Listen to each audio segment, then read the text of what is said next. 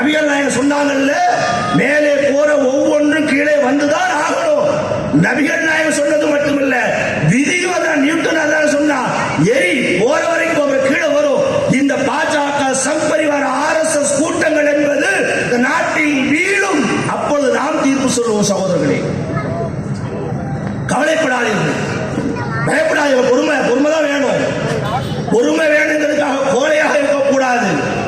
சகிப்புத்தன்மை வேண்டும் என்பதற்காக பயந்து இருக்கக்கூடாது. உரிமைகளை பெற வேண்டும் என்ற உத்வேகம் வேண்டும். உரிமைகளுக்காக குரல் கொடுக்க வேண்டிய போராட்ட மனநிலை வேண்டும். கோழைகளாக வாழ்வதை இஸ்லாம் ஒருபோதும் ஏற்றுக்கொள்ளாது. அதே நேரத்தில் பயங்கரவாதிகளாக மாறுவதையும் இஸ்லாம் தடை செய்கிறது.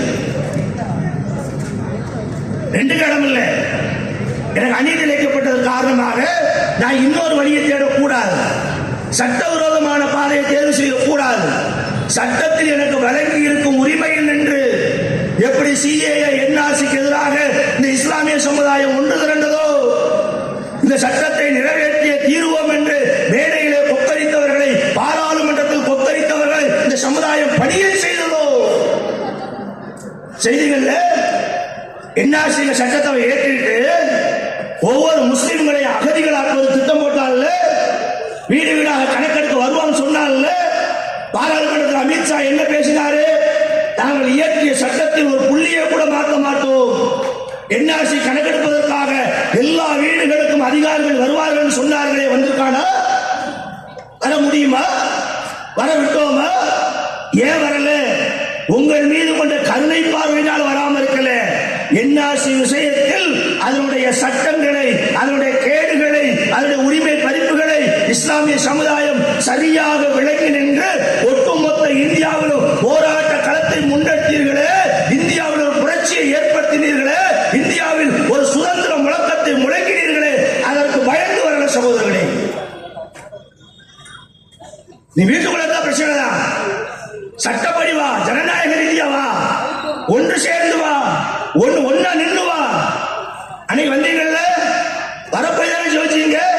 இல்லனா இன்னைக்கு வரைக்கும் வீடு கூட NRC கணக்கெடுக்க வந்து உங்க அப்பாவுடைய பெர்த் சர்டிபிகேட் என்னாச்சு, உங்க தாத்தாவுடைய பெர்த் சர்டிபிகேட் கிடையாது. இல்லை என்றால் இந்திய குடிமகன் இல்லை என்பாரு. ஏன் சொல்றோம்? இந்த சமுதாயத்தினுடைய இளைஞர்கள் மத்தியில் விழிப்புணர்வை ஏற்படுத்த வேண்டிய கடமை, பொறுப்பு. சமுதாயத்தை அணிதிரட்ட வேண்டும். சமுதாயத்தை ஓரணியில் இணைக்க வேண்டும். சமுதாயத்துக்கு சரியான பாதையை காட்ட வேண்டும். சமுதாயத்திற்கு தேவை எது, தேவை இல்லாதது என்பதை மார்க்க ரீதியாக சொல்ல வேண்டிய கட்டாயம் எங்களுக்கு இருக்கிறது. எப்படி வேணாலும் பேசுங்க, என்ன வேணாலும் பேசுங்க, ஆனா நாங்க குரல் கொடுத்து கொண்டேதான் இருக்கோம். ஏன் கொடுக்கிறோம்? எங்கிட்ட எந்த பயமும் இல்லை. ஏன் பயப்படல? நாங்க எந்த தவறும் செய்யல. எங்கிட்ட எந்த விடன் அஜெண்டாவும் கிடையாது.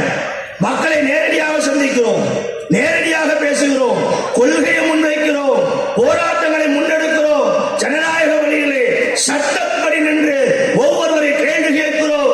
ஜனநாயகத்தில் வழங்கப்பட்ட உரிமை. ஆகவே நான் துணிச்சலாக நிற்கின்றேன். அந்த துணிச்சலை நோக்கி ஒவ்வொருவரும் வர வேண்டும் என்று அழைக்கிறோம். எல்லாரும் வாங்க.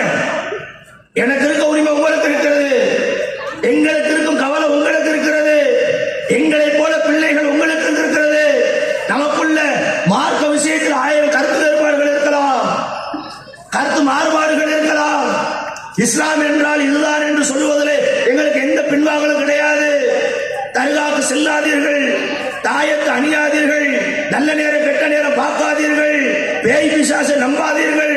இந்த கொள்கையை சொல்வதிலே நாங்கள் எந்த இடத்தில் பிசகுவர்கள் அல்ல, பின்வாங்குவர்கள் அல்ல. இதுதான் ஓரிரை கொள்கை, இதைத்தான் இறைவன் அறிமுகப்படுத்திய கொள்கை. ஆனால் இதில் உங்களுக்கு கருத்து வேறுபாடு இருந்தாலும் நானும் நீனும் முஸ்லீமாக இவர்களால் பார்க்கப்படுகிறது. பிரச்சனை 2 பேருக்கு தானே வருகிறது. பாருங்கள், இந்த அக்கிரமக்காரர்களை, அநியாயக்காரர்களை ஆட்சி கட்டிலே அமர்ந்து கொண்டு இஸ்லாமியர்களை அகதிகளாக துடிக்கக்கூடியவர்கள் கேட்டு போராடுவோம். செய்யலாம் தானே? பகதூர் ஷா செஞ்சார்ல, திப்பு சுல்தான் செஞ்சாங்கல்ல, அலி சகோதரர்கள் செஞ்சாங்கல்ல. நீங்க நம்மளை பார்த்து பேசுறானே, உங்களுக்கு என்ன யோக்கியதை இருக்கு? நீங்க பாகிஸ்தான், நாங்க ஏன்டா பாகிஸ்தான் போடும்? நாங்க ஏன் பங்களாதேஷுக்கு போடும்? நாங்கள் பாகிஸ்தானுக்கு போக மாட்டோம் என்று கூட்டத்துக்காக நிறைய செலவழிச்சிருப்பாங்க. எல்லாம் உங்களையும் பார்த்துங்க, வசூல் போடுவாங்க. தாராளமாக வாரி வழங்குங்கள்.